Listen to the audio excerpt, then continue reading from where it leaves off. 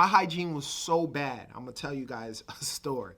I remember in like the second grade being in the library. We were, the reading rainbow. We would go into the library. I just remember that with the black guy. I don't know if you guys remember. I'm an 80s kid, but nevertheless, the reading rainbow, you go, the reading rainbow, that song or whatnot. But nevertheless, that day I think is when I don't know if I want to say I started maturing, but my arms, I started getting very sweaty and having a very bad odor. And as a kid, nothing to my grandmother, raising 7 kids, there was no male figure in the home.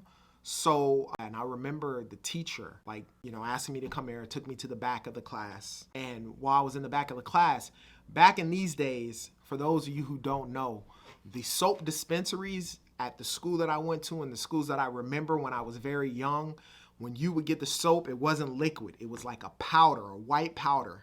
And, it's sort of kind of gritty. You rub your hands on there. It sort of kind of hurts or whatever the circumstance is. But it makes a soap foam. And I remember she just took me to the back, this lady. And she got some of the soap, gave me some the paper towels, the brown paper towels that we had.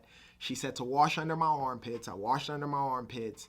And then she just basically, said, put the paper towels underneath your armpits so you don't have the odor. It'll get rid of the odor and you won't be funky. And so I remember, for a while I would do that. I never asked my grandmother. I never said anything to anyone at home with regards to it. But I remember every time I would get to school, because I started becoming musty at that time span, I would just go right in the bathroom, make sure nobody else was in the bathroom, and wash under my armpits so that I didn't smell.